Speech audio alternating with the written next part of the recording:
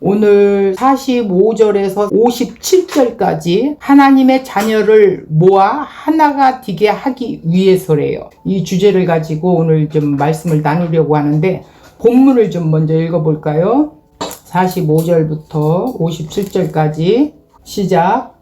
마리아에게서 와서 예수께서 하신 일을 본 많은 유대인이 그를 믿었으나 그 중에 어떤 자는 바리새인들에게 가서 예수께서 하신 일을 알리니라. 이에 대제사장들과 바리새인들이 공회를 모으고 이르되 이 사람이 많은 표적을 행하니 우리가 어떻게 하겠느냐. 만일 그를 이대로 두면 모든 사람이 그를 믿을 것이요. 그리고 로마인들이 와서 우리 땅과 민족을 빼앗아 가리라 하니 그 중에 한 사람이 그 해에 대제사장인 가야바가 그들에게 말하되 너희가 아무것도 알지 못하는도다. 한 사람이 백성을 위하여 죽어서 온 민족이 망하지 않게 하는 것이 너희에게 유익한 줄을 생각하지 아니하는도다 하였으니 이 말은 스스로 함이 아니요 그 해의 대제사장으로 예수께서 그 민족을 위하시고 또 그 민족만 위할 뿐 아니라 흩어진 하나님의 자녀를 모아 하나가 되게 하기 위하여 죽으실 것을 미리 말함이라. 이렇게 했어요. 자, 오늘 주제 말씀은 57절의 말씀을 인용해서 주제를 삼았습니다. 하나님의 자녀를 모아 하나가 되게 하기 위하여 이렇게 했어요. 우리가 이제 좀 전체적인 배경과 상황을 좀 살펴보겠습니다. 자, 43절 한번 볼까요? 이 말씀을 하시고 큰 소리로 나사로야 나오라 부르시니 이때 뭐라고 그랬어요? 나사로야 나오라 할 때 나사라 이름을 붙이지 않고 그냥 나와라 이렇다면 아마 죽은 무덤 속에 있는 송장들이 다 나왔을 거예요. 그런데 이름을 붙여서 나사로야 나오라 하니까 나왔어요. 그렇게 부르셨어요. 자, 우리가 또 여기서 중요한 부분들을 좀 짚고 넘어가겠습니다. 25절. 예수께서 이르시되 나는 부활이요 생명이니 나를 믿는 자는 죽어도 살겠고 이렇게 말씀했어요. 자, 25절이 중요한 구절인데 나는 부활이요 생명이니 그래서 나사로를 죽게 어떻게 했어요?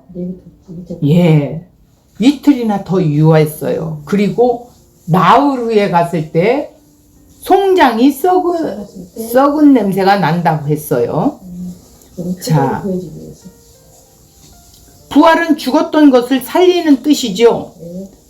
자, 전주에 나사로야 나오라 했었는데, 자, 우리가 다시 한번 15절 한번 볼까요? 내가 거기 있지 아니한 것을 너희를 위하여 기뻐하노니 이는 너희로 믿게 하려 함이라. 이렇게 했어요. 자, 나사로를 죽게 내버려 둔 것은 지금 나사로를 살리신 분이 누구냐라는 거예요. 예, 그분이 하나님의 아들 그리스도라는 걸 증명하기 위해서 주님은 그렇게 말씀하셨던 거고 또 죽기를 기다렸던 것이었어요. 자, 여기서 44절에 보세요. 죽은 자가 수족을 배로 동인 채로 나오는데 그 얼굴은 수건에 쌓였더라. 예수께서 이르시되 풀어놓아 다니게 하라 하시니 이렇게 했어요.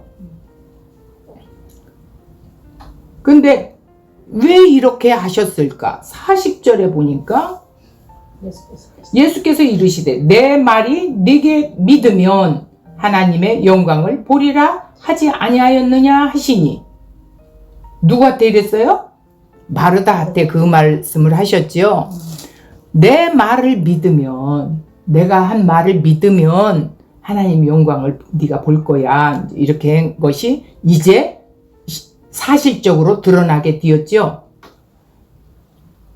자, 여기서 이 마리아에게서 와서 예수께서 하신 일을 본, 그러니까 마르다가 먼저 왔고, 마르다가 동생인 마리아에게 예수님 저기 계시니 가봐라 해서 쫓아갔었죠. 그럼 많은 무리들도 함께 갔었죠.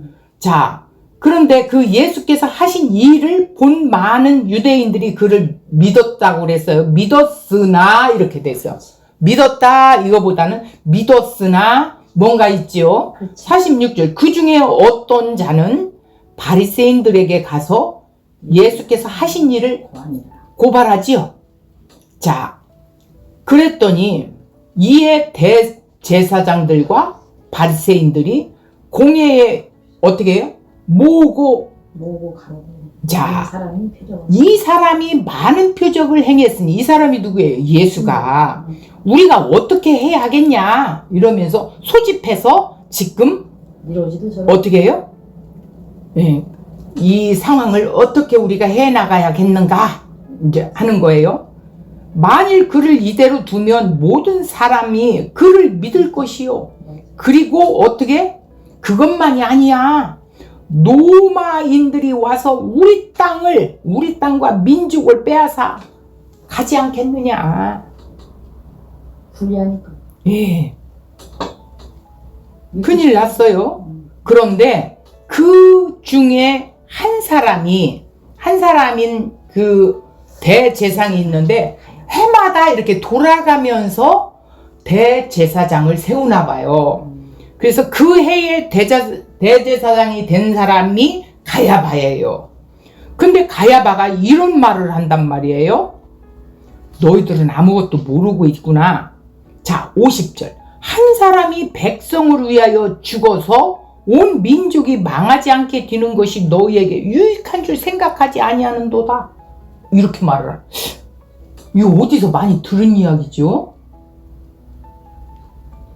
자, 그런데 이 가야바야 입을 통해서 지금 이 말을 스스로 함이 아니라네. 가야바의 입을 통해서 하나님이 역사하신 거야. 그런 거지. 맞아. 그러니까 이 그 해의 대제사장인 가야바가 어떻게요? 예수께서 그 민족을 위하시고 또 그 민족뿐만이 아니라 흩어진 하나님의 자녀들을 모아 하나 되게 하기 위하여 죽으실 것을 미리 어떻게 했다고? 말함이더라. 그러니까 예수를 죽이려고 하는 그런 사람을 또 통해서 하나님이 일하시네. 자, 53절. 이 날 때부터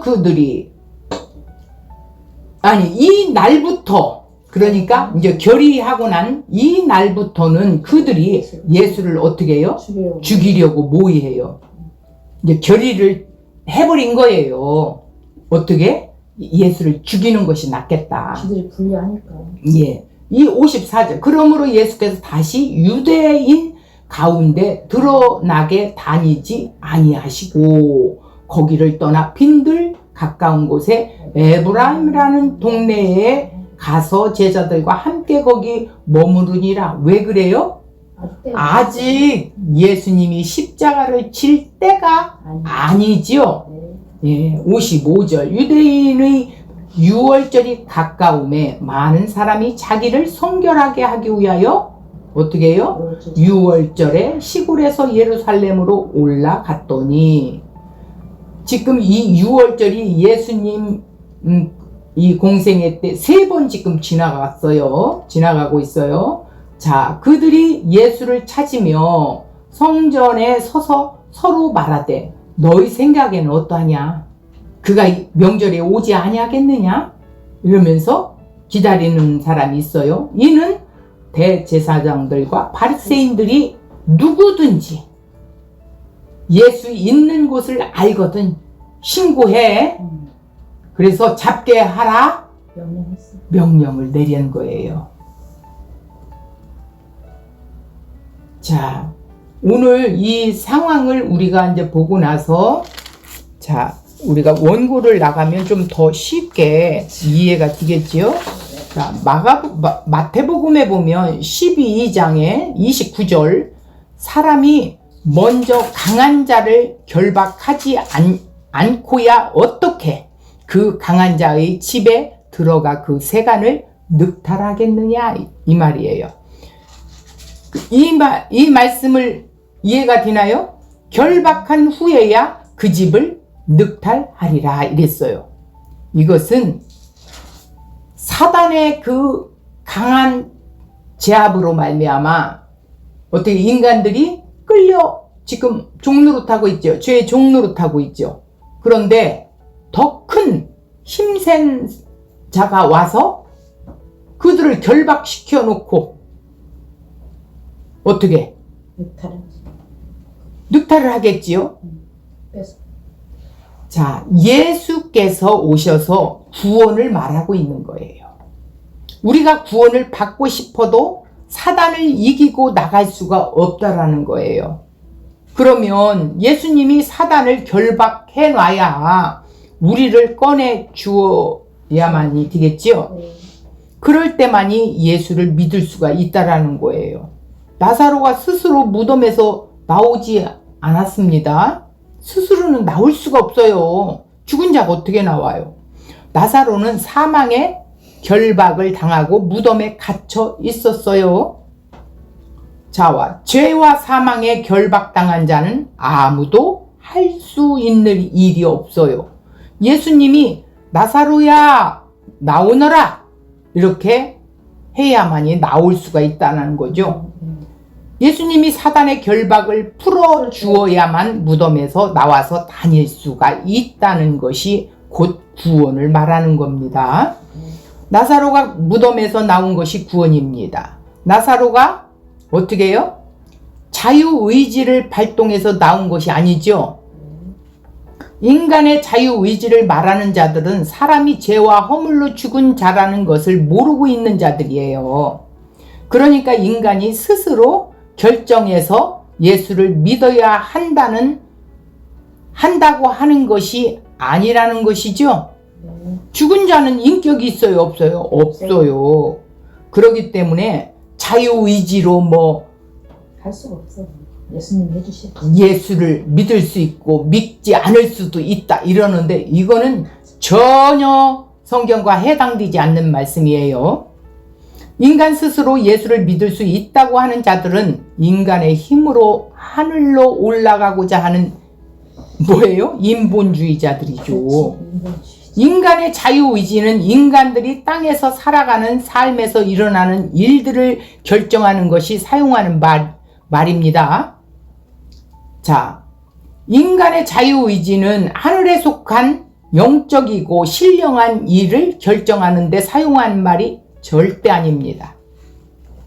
인간은 하나님의 결정을 따르는 것이지 인간이 하나님의 일을 이래라 저래라 결정할 수 없다라는 것이죠. 구원을 받기 전에는 인간의 자유의지는 죽은 것입니다. 영혼이 죽었으니까 그때는 죄가 이끄는 대로 따라가는 것 뿐이에요. 그죠? 그래서 이를 죄의 종이라고 말하지요. 종은 결정 권한이 없어요. 주인이 시키는 대로 그냥 행하는 것 뿐이죠. 그러니까 죄의 종은 죄의 이끌림 속에 살아갈 뿐이에요. 그래서 우리가 구원을 받기 전에는 죄의 종이라고 말하는 거예요. 종에게는 자유의지 자체가 죽은 것이에요. 인간은 스스로 구원을 받을 수가 없다는 사실을 기억하시기 바랍니다. 이는 스스로 결정할 수가 없다는 뜻이죠. 스스로 예수를 믿어서 구원을 받는다고 하면 자력 구원이 되는 거죠. 자기 스스로 구원. 구원이라는 말 자체가 힘 있는 자에 의해서 건져냄을 당하는 것입니다. 그래서 성경은 구원을 행위가 아니고 은혜라고 하는 것이에요. 구원은 이끌어 은혜입니다. 대제사장들과 바리새인들은 예수님이 죽어서 무덤에서 썩고 냄새가 나는 나사로야 일어나와라 이렇게 하셨다는 것을 믿고도 그런 기적을 행하신 예수님이 누구신가에 대해 생각을 하지 못하고 있어요. 생각하지 못하고 있다라는 거예요. 오히려 예수님이 행하신 표적으로 인해서 많은 사람이 예수를 믿을 것을 걱정합니다. 그래서 예수님을 죽이고자 하는 마음만 더욱 굳어질 뿐이었어요. 인간은 기적 앞에서도 무릎을 꿇지 않아요. 꿇을 것 같지만 그렇지 않습니다. 45절, 마리아에게 와서 예수께서 하신 일을 본 많은 유대인들이 그를 믿었으나, 이렇게죠. 46절, 그 중에 어떤 자는 바리새인들에게 가서 예수께서 하신 일을 알리니라 꼬아 바쳤어요. 예수님의 하시는 일을 보고서 믿는 자가 있는가 하면 그것을 고발하는 사람도 있다는 것입니다. 맞아요. 두 부류의 사람이 예, 두 부류의 사람이 있죠. 기적이 일어난다고 믿는 것이 아니라는 것입니다. 이미 예수께서 부자와 나사로의 이야기를 통하여 부자가 지옥에서 고통 중에 나의 형제에게 나사로를 보내서 지옥에 오지 않게 해달라고 요청을 했어요. 그런데 누가복음 16장 32절, 이미 세상에는 하나님의 말씀을 전하는 자들이 있으니 그들의 말을 믿지 않는다면 죽은 자가 살아나서 가더라도 믿지 않을 것이다, 이렇게 말하고 있어요.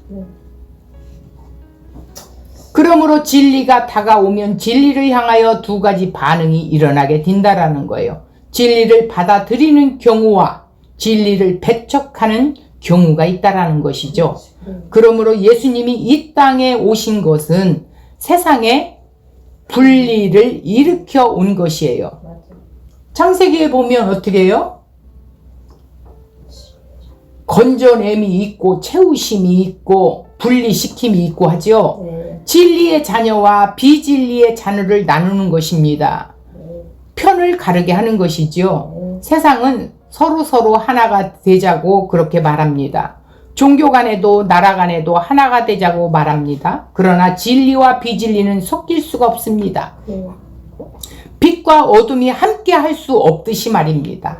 악과 선이 함께 할 수 없으니 이러한 혼돈의 세상에 참된 진리가 오자 세상이 두 쪽으로 나누어지는 것입니다. 예수님을 믿는 자와 예수를 고발하고 죽이는 자로 나누어지는 것이지요. 47절 48절 함께 읽겠습니다. 이에 대제사장들과 바리새인들이 공회를 모으고 가로되 이 사람이 많은 표적을 행하니 우리가 어떻게 하겠느냐? 만일 저를 이대로 두면 모든 사람이 저를 믿을 것이요 그리고 로마인들이 와서 우리 땅과 민족을 빼앗아 가리라 하니, 대제사장들과 바리새인들이 공회를 모으고 의논했어요. 예수님이 잘못한 것이 아니에요. 죽은 자를 살리는 것이 무엇이 잘못되었는가? 그런데 이들이 모의를 하는 이유가 무엇입니까? 사람이 많은 표적을 보니 저를 가만히 두면 모든 사람이 저를 따라갈 것이라는 거겠죠. 자, 그러면 민심이 그것으로 몰려가면 어떻게 돼요? 데모가 일어나고 또 그로 말미암아 로마 군대가 들어와서 우리의 땅과 민족을 다 어떻게 한다고? 예, 다 빼앗아가 버리면 어떻게 하냐는 거예요. 지금 그들은 자신들이 갖고 있는 이 권력을 빼앗길까봐 지금 노심초사예요. 그래서 메시아도 필요 없는 거예요. 자, 우리 땅이라는 말을 다른 사본에는 어떻게 하냐면 성전이라고도 합니다. 자, 48절 한번 다시 읽어볼까요? 만일 저를 이대로 두면 모든 사람이 저를 믿을 것이요 그리고 로마인들이 와서 우리 땅이라는 성전과 민족을 어떻게 빼앗아 가리라 하니, 이런다. 그러니까 다른 사본에는 성전이라고도 했다라는 거예요. 우리 땅이라는 것을. 그러니 이들의 말하는 의도는 성전을 위하고 하나님이 택하신 자기의 민족을 염려하는 것처럼 보이기는 합니다. 그러니 이들은 하나님께 대해서도 충성되고 나라에 대해서도 충성되게 보이는 것이겠죠. 공회로 모인 자리에서 이러한 대세의 흐름을 누가 감히 거부할 수 있겠습니까? 이것이 현실이라는 것이죠. 시대의 정신으로 흐름이라는 것이죠. 여기에 별다른 의견이 나오게 된다면 그것은 신성을 모독하는 것이라고, 민족을 망하게 하는 것이라고 당장 정죄할 것입니다. 이것이 진리를 배척하게 하는 사람들의 현실관이에요. 그러나 조금만 어떻게 이스라엘 팀을 생각한다면, 조금이라도 이스라엘을 생각한다면 이러한 말들이 얼마나 엉터리 같은 말인가 생각한다라는 거예요. 조금만 생각해도, 이스라엘 생각해 본다고 해도, 만군의 여호와를 섬긴다는 자들이 로마 군대가 겁에 나서 벌벌 떨 뿐만 아니라 어떻게 한다고요? 로마가 주는 그들의 기득권,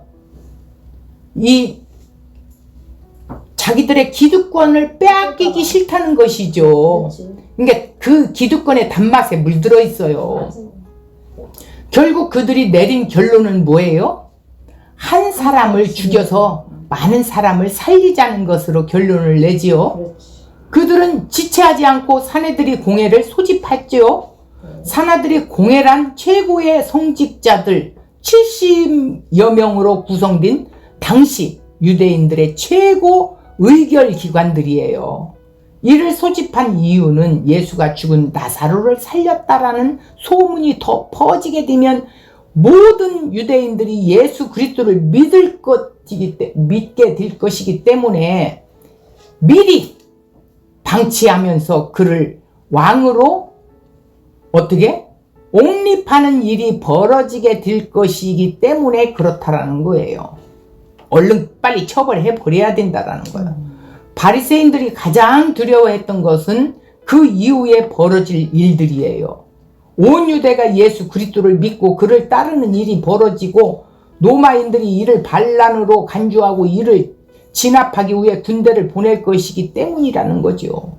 그러면 자신들의 나라는 종말을 고하게 될 뿐 아니라 어떻게 한다고? 자신들의 그 밥벌이로 기득권을 차고 있는데 하루아침에 물거품 될까봐 이를 방지하고자 공회를 소집해서 예수를 어떻게 처리해야 할지 신속하게 의논했던 것이라는 거예요. 49절 50절 그들 중 한 사람 그의 해에 대제사장인 가야바가 그들에게 말하되 너희가 아무것도 알지 못하는도다. 한 사람이 백성을 위하여 죽어서 온 민족이 망하지 않게 되는 것이 너에게 유익한 줄 생각하지 아니하는도다 하였으니 예수를 어떻게 처리해야 하는지를 난상 토론을 벌어지게 된 거죠. 난상 토론이 의회에서 여러 의견이 나왔을 것입니다. 이때 그 해의 대제사장인 가야바가 결론을 내린 거예요. 야, 너희는 아무것도 모르지 않냐? 이러면서 한 사람이 백성을 위해서 죽어서 온 민족이 망하지 않게 된다는 것이 우리 모두에게 유익한 것이 아니요? 이러면서 말했다라는 거예요. 대를 위해 소를 희생해야 하지 않겠느냐는 논리를 내세웠던 것이죠.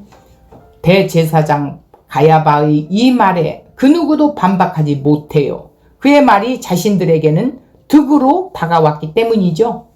이득이 된다는 뜻이에요. 이제 예수를 언제 어떻게 처치해야 하는지에 대하여 토의만 남았다는 거예요. 이것이 세상이 하는 일들이에요. 세상은 진리에 관심이 없어요.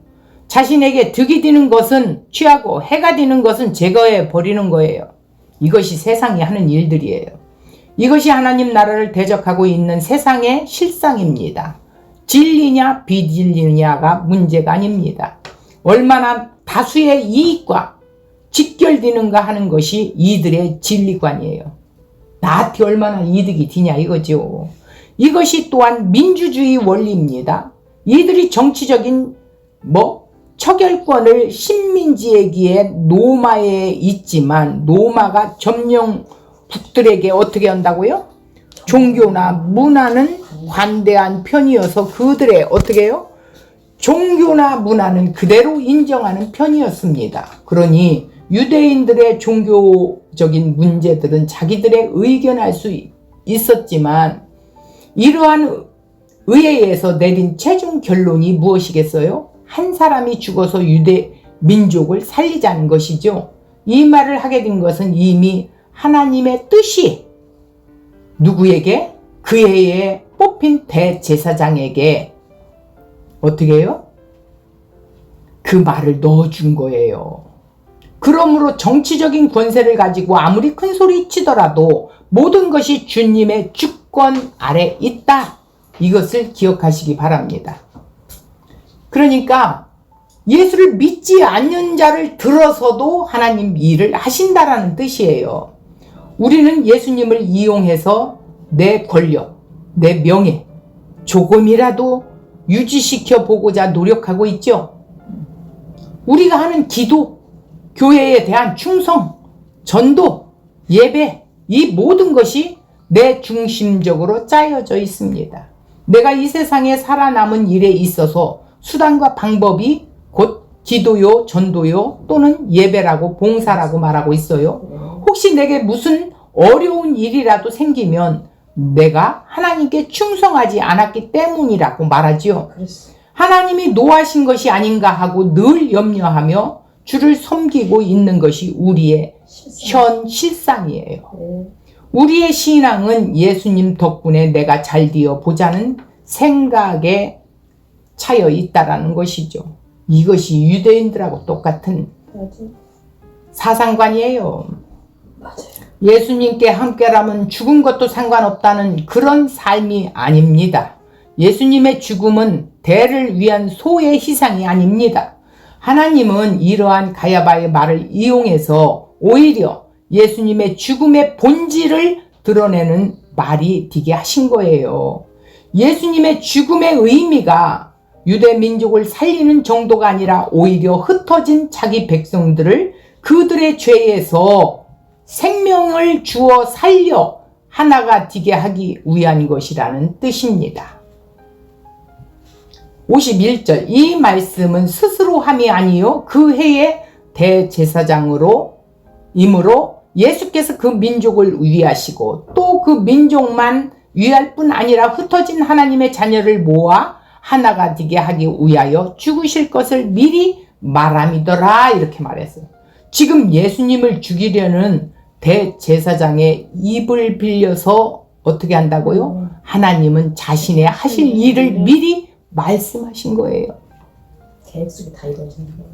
자신들의 진리관은 다수의 이익을 위하여 한 사람을 희생시키는 것이 낫다는 결론을 내렸는데 자기들의 기득권과 그 자체를 수호하기 위하여 진리를 배척하는 것이었죠. 그러나 하나님의 뜻이 그들에 의해 방해되지 않는다는 것입니다. 하나님의 뜻은 그들로 인해서 절대 방해받지 않아요. 그러므로 주님의 희생을 정치적으로, 외형적으로, 원인으로 한 사람이 여러 사람을 대신하여 죽는 것이 나타나는 지극히 실리적인 이유인 현실적인 이익을 계산하는 것입니다. 하나님의 자녀를 모아 하나가 되게 하기 위하여 예수님의 대속적인 죽음으로 자기 백성을 그들의 죄에서 건져내어 주님이 머리가 되는 하나의 새로운 그리스도의 몸인 교회를 이루어질 하나님의 뜻을 성취가 되는 것이라는 것이죠.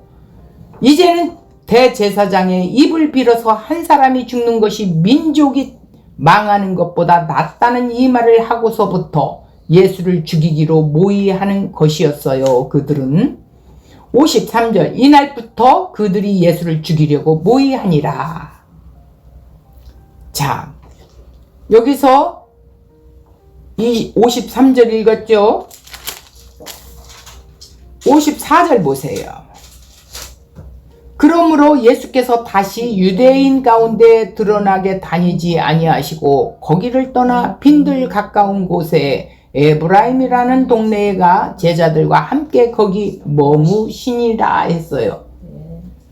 자, 그리고 어떻게 해요? 머무시고요. 자,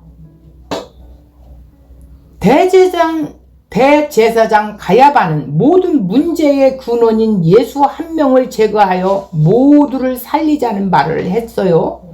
그래서 모든 공회원들이 그의 말에 동의합니다. 이제 예수를 제거하는 일만 남았다라는 거예요. 이를 보면 예수의 목숨이 그들의 손에 달려 있는 것처럼 보이죠? 그렇지만 자, 대제사장이 말할 때 하나님께서 그의 생각을 주장하여 그런 말을 내뱉게 하셨다는 것입니다.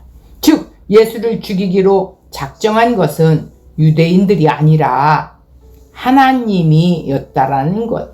하나님이었다라는 것을 어떻게 해요? 말하는 거예요. 이제 때가 가까이 왔다라는 거, 찼다라는 거예요. 그죠? 하나님은 대제사장의 마음과 입술을 움직여 공회에서 예수를 제거하자는 결의가 내려지게 섭리했다는 것입니다. 이 세상은 자기들이 가는 길이었습니다. 그러나 그 길을 인도하시는 자는 따로 있어요. 우리가 제 아무리 자기 꾀를 내고 자기 유익을 위하여 길을 선택한다고 해도 그 선택의 최종 결정권자는 누구예요? 예, 전능하신 하나님이 그 뜻을 이루어 가신다라는 것이지요. 자, 이 세상은 다스리는 분을 따로 있어요. 이 세상을 다스리는 분은 누구예요? 하나님이세요. 한국의 운명이 주변 강국들의 손에 어떻게 해요? 좌지우지 되는 것처럼 보이지요. 그래서 막 우리가 때로는 걱정도 하고 막 그러죠. 그러나 이 모든 일이 결정권자는 따로 있습니다. 하나님이세요. 이 세상에 자신의 택한 자녀들이 남아 있어요. 하나님은 그들을 그리스도에게로 인도하여 생명을 얻게 하시는 일을 예수님을 통해서 행하시죠. 그 마지막 한 명이 그리스도를 통해 생명을 얻게 되는 날, 이 세상은 하나님이 예정하신 종말의 날을 맞이하게 될 것입니다. 교회는 하나님의 일에 도구로 부름받은 자들이지요. 자, 그리스도를 통해 생명을 얻은 자들로 그리스도의 생명이 전달되게 하시는 것입니다. 이같이 교회는 그리스도의 생명을 서로 연결되어 있는 그리스도의 몸인 것. 그러니까 지체들이죠. 우리 형제를 그리스도의 몸으로 보아야 합니다. 이것이 형제의 사랑입니다. 주님은 죽어 무덤에 갇혀있는 나사로를 무덤에서 나오라는 음성을 듣게 하시지요. 자, 주님의 음성에 생명이 담겨 있기 때문입니다. 부활의 생명이 담겨 있어요. 교회는 이같이 주님의 음성을 듣고 생명을 얻은 자들이 모인 곳이에요. 그것이 교회지요.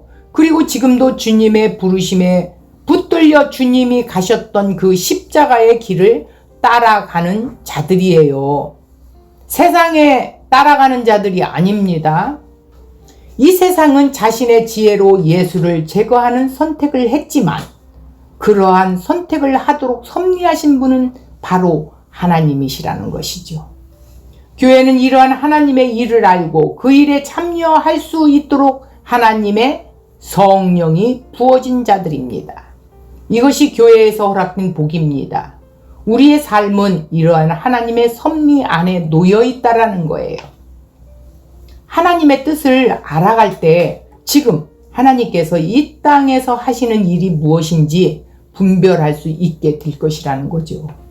그래서 오늘 또 모여 하나님의 말씀을 통해 하나님이 어떤 분인지 배우고 있는 거예요. 우리는 그걸 배워야 돼요. 그게 하나님 일이에요. 그리고 그 후에 봉사는 성령의 열매로 나타나는 열매일 뿐이에요. 사내들이 공회의 신속한 가결은 예수님이 체포되는 시간이 빨리 다가오고 있음을 보여주고 있죠. 십자가 질 시간이 가까이 왔다라는 거예요. 자, 여기서 55절을 한번 읽어볼게요. 유대인의 유월절이 가까움에 많은 사람이 자기를 성결하게 하기 위하여 유월절 전에 시골에서 예루살렘으로 올라갔더니 그들이 예수를 찾으며 성전에 서서 서로 말하여 너희 생각에는 어떠하냐? 그가 명절에 오지 않겠느냐? 이렇게 했어요. 자,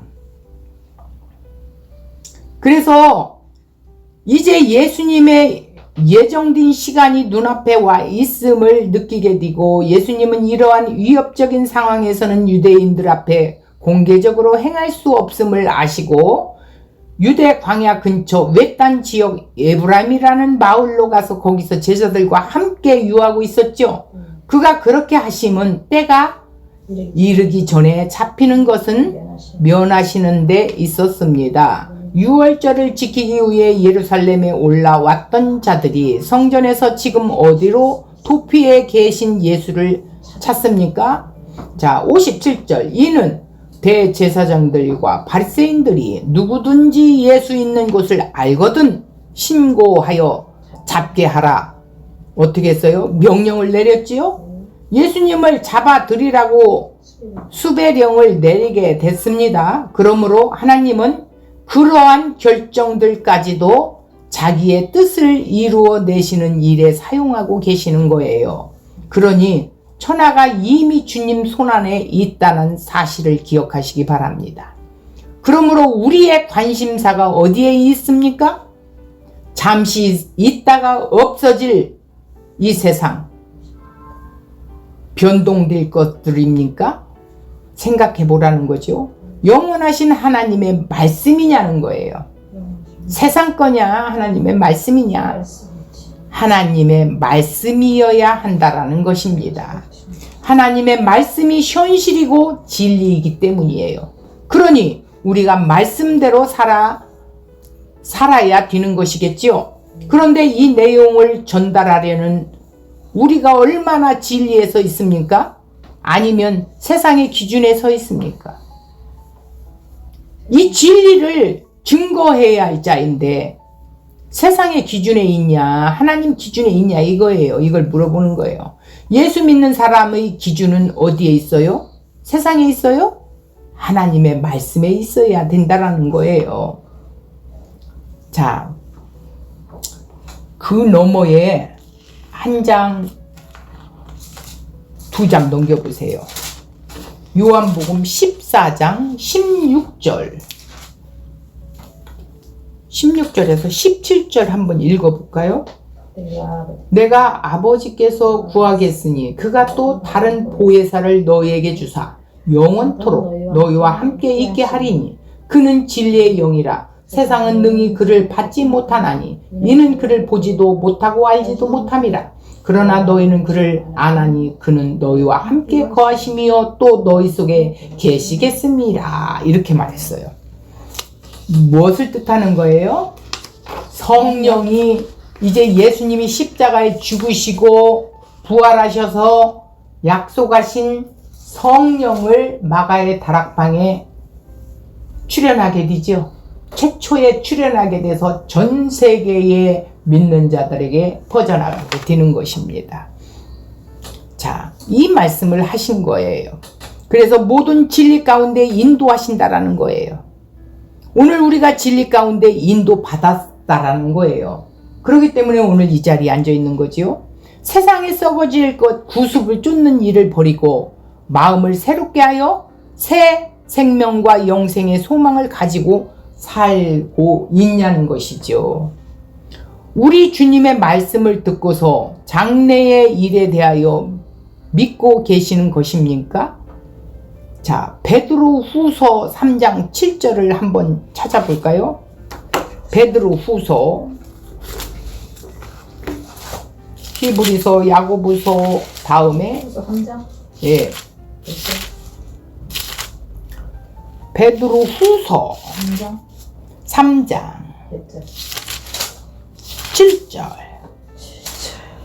7절 보겠습니다.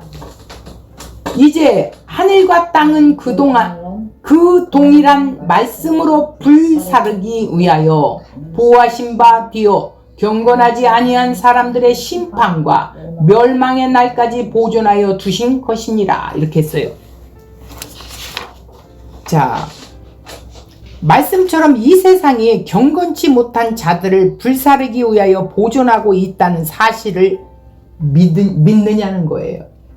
그러면 우리가 어떤 자가 되어야 마땅하겠어요? 의에 거하는 바 새 하늘과 새 땅을 바라봐야 되겠죠. 그죠? 예수 그리스도로 말미암아 의롭다함을 입었으니 이제 어떻게 해요? 예수 그리스도의 의의 옷을 입은 우리는 거룩한 옷을 입었지요? 그런 자는 새하늘 새 땅을 바라보며 살아야 된다라는 거예요. 이 세상 걸 바라보지 말라는 거예요. 오늘 말씀의 주제가 하나님의 자녀를 모아 하나가 되게 하기 위해서 예수님이 이 땅에 말씀이 육신되어 우리 가운데 오셔서 어떻게 해요? 십자가에서 대속물이 되시고 우리의 죽었던 하나님의 형상이 깨어져 버렸어. 죄로 말미암아. 아담으로 말미암아 하나님의 형상이 깨어져서 하나님과 영원히 단절되었는데 한 사람이신 또 예수 그리스도가 이 땅에 어떻게 하나님의 아들 그리스도로 오셔서 십자가에 우리의 죄값을 어떻게 해요? 대속물이 되어 주셔서 우리를 죄와 사망 가운데 의롭다 여겨주시게 되고 우리를 거기서 건져주셔서 새로 이제 우리를 거듭나게 하셔서 어떻게 해요? 하나님의 깨어진 형상을 회복해 가시고 있습니다. 그래서 우리를 지금 성령을 통해 이끌어 가신다라는 거예요. 우리 안에 채워 가시는 거예요. 하나님의 형상을. 그래서 이제는 성령의 무르익으면 성령의 열매들이 이렇게 우리의 삶 속에서 나타나 드러내 보여 하나님 앞에 영광을 돌리게 된다라는 거예요. 그때야 비로소 그리스도인이라 세상이 말해준다라는 거예요. 근데 오늘날 우리들이 예수를 믿는다고 하면서 얼마나 이기적입니까? 예수 안에서는 그리스도의 향기가 나는지 모르지만 밖에 나오면 세상의 냄새가 풀풀 나죠. 여전히 마귀의 조종 아래 이끌림 당하고 나가는 그런 삶도 있고 넘어졌다 일어나기도 하고 그러나 성령이 우리 안에 계시는 사람은 그가 책망하시면서 우리를 알게 하시고 깨닫게 하시고 그러신다라는 거예요. 이 결론이 뭐예요? 성령님이 우리에게 오셔서 사람들이 보지 못하는 걸 보게 하시고 또 듣지 못하는 걸 듣게 하시고 하늘의 새하늘과 새 땅의 그 소망을 누릴 수 있는 평안과 안식을 우리에게 주었다라는 거예요. 이걸 누려야 되는데 우리가 예수를 알아가면 알아갈수록 이걸 누리는데 알아가지 못하고 교회만 왔다리 갔다리 하고 설교는 들었는데 성경은 모르고 우리가 그렇게 살아왔어요. 다시 한번 우리 자신을 멀찍이 비춰보면서 내가 잘못 살아왔구나. 나는 예수 그리스도를 알아가는 자가 되어야겠다 하면서 말씀 앞에 우리가 더 가까이 나와야 된다라는 뜻입니다. 그래야 하나님의 일하심, 하나님의 자녀를 모아 하나가 되게 하시는 그 하나님의 일하심을 우리가 느끼게 된다라는 거예요. 믿어지게 된다라는 거예요. 한 주간 동안 이 말씀을 묵상하면서 한번 예수 그리스도가 부활이요 생명이시다. 지금 세상은 그를 알지 못하고 있어요. 우리에게만 허락되어 있어요. 그러니 얼마나 감사합니까? 그렇기 때문에 우리는 그분의 영광을 드러내 보여야 돼요. 세상은 어둡기 때문에 빛을 우리가 비춰야 된다는 걸. 원빛인 예수 그리스도가 내 안에 계시기 때문에 나는 어떻게 그 빛을 어떻게 드러내 보여지게 삶을 살아야 된다는 것이죠. 자, 한 주간 그렇게 살 것을 우리가 다시 한번 다짐하면서 오늘 말씀 마무리하겠습니다.